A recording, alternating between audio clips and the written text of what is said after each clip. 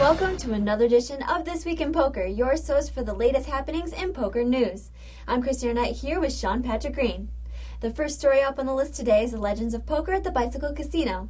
The $10,000 buy-in World Poker Tour main event begins tomorrow at 2 p.m. The Legends of Poker is always one of the most highly anticipated events of the WPT season. Last year, 485 players generated a prize pool of $4.6 million. The winner was Action Dan Harrington, who snagged $1.6 million. He defeated the eventual 2007 Card Player Player of the Year, David Pham, heads up. Pham received more than $800,000 for second place. The WPT continues on with Season 7 at Legends, but it is public knowledge now that financially the company has not been faring well. World Poker Tour Enterprises informed its investors this week that there's a chance the company will lose its listing on NASDAQ. WPTE received a NASDAQ staff determination letter on August 14th, informing the company that because WPTE has spent 30 days or more trading under NASDAQ's limit of $1, it will be delisted from the stock exchange unless its stock trades above $1 for 10 consecutive days during the next 180 days. The last time WPTE stock closed the day at better than $1 was July 1st when it closed at $1.04. If WPTE fails to meet NASDAQ's request, it will be booted off of the exchange and its stocks will enter the world of over-the-counter penny stocks or pink sheets. However, even if WPTE is delisted, its shares will still be available to buy or sell. WPTE went public August 10, 2004, almost exactly 4 years ago. It opened at $9.15 a share, and that day it closed at $6.86 a share. Prices are currently trading at just 81 cents a share. In online poker news, the most recent Full Tilt Online Poker Series concluded Sunday with a $500 buy-in no-limit hold'em main event. The tournament guaranteed a $2.5 million prize pool, which would require 5,000 entrants. The total field came to 4,880 players, forcing Full Tilt to come out of pocket for $60,000 to match the quoted prize pool. Kelly Kim, a 2008 World Series of Poker main event finalist, was the longest-lasting red-named Full Tilt pro. He finished within the final two tables in 16th place, earning $12,375. It came down to heads-up between Doobieman and Vallejo. Doobieman eventually took down the final pot of the night, earning the $432,000 first-place prize and the coveted gold F-Tops jersey and avatar. Vallejo made almost $263,000 for his runner-up finish. Congrats to Doobieman.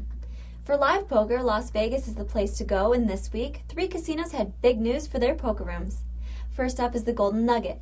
It was announced earlier this week that NBC's Poker After Dark will film its newest season at the Golden Nugget Hotel and Casino's Event Center. Filming will take place October 26th through November 5th, and host Leanne Tweeden will return for all 60 brand new episodes.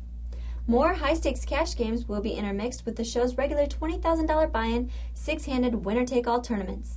The 5th season is scheduled to begin airing at the end of December. Next is the Hard Rock. The long-awaited poker lounge at the Hard Rock Hotel and Casino opened to the public this week, giving players their first look at the brand new room, which boasts a full bar, private VIP rooms, and 18 tables spread out over 7,000 square feet. Not only does the lounge have music, but it also offers bottle service, and private parties and games can be run in one of the lounge's VIP rooms. In addition to the cash games, the Hard Rock Poker Lounge will host weekly no-limit hold'em tournaments with deep-stacked events on the weekends. Buy-ins for those tournaments range from $65 to $330. And finally, the last Las Vegas casino making poker news this week is the Excalibur. Last week, Card Player reported on the Excalibur Poker Room's plans to make the switch to electronic tables, and the new room will officially open today, Friday, August 22nd. The poker room closed its doors late Sunday night to begin reconstruction and preparation for the 12 new Poker Pro tables to be installed. Poker Pro tables are made by PokerTech. According to the website, the Poker Pro system can increase the number of hands dealt in Texas Hold'em by 50% and 100% in Omaha by eliminating the use of cards and chips. Excalibur is the first casino in Nevada to host automated poker tables, and the room will serve as the official trial site for Poker Pro in the state. To wrap up the week in poker news, we will end with a feel-good story.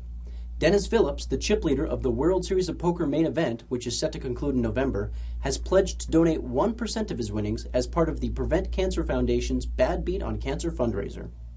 PokerStars has pledged to match whatever that amount turns out to be.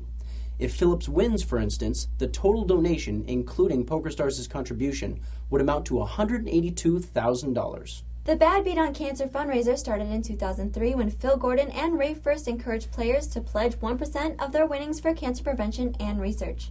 So far, more than $2 million has been raised by players of all skill levels and from tournaments of all buy-in levels.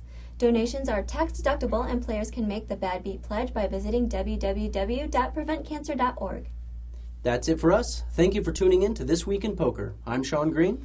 And I'm Christy Arnett for Card Player TV. Have a great weekend, everyone, and be sure to keep your browsers locked on cardplayer.com for your Legends of Poker coverage.